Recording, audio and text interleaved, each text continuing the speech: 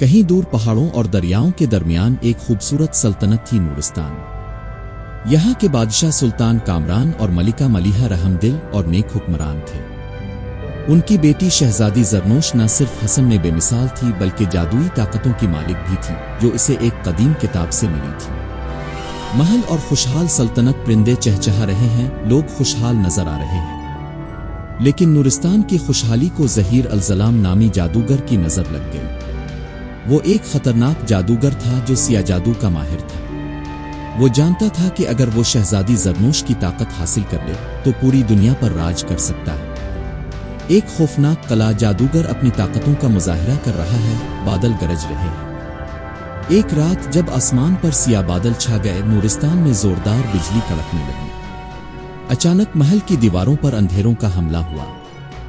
جادوگر نے اپنی فوج بھیج دی جو ہر چیز کو تباہ کر رہی تھی۔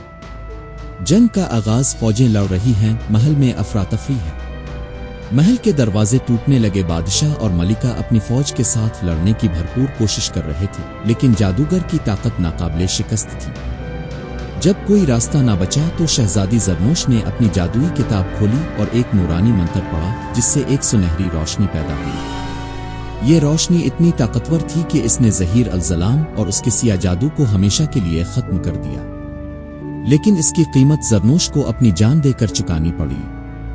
روشنی کا دھماکہ، جادوگر مٹ جاتا ہے مگر شہزادی خود پتھر میں تبدیل ہو جاتی ہے۔ نورستان ایک بار پھر روشنی سے بھر گیا، لوگ خوشی منانے لگے مگر بادشاہ اور ملکہ کی آنکھوں میں آنسو تھے۔ شہزادی ہمیشہ کے لیے ایک پتھر کی مورت میں بدل چکی تھی۔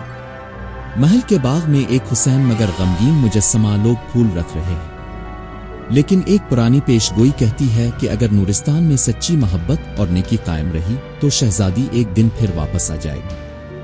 کیا وہ دن کبھی آئے گا؟ اگر آپ کو یہ کہانی پسند آئی تو ہمارے چینل کو سبسکرائب کریں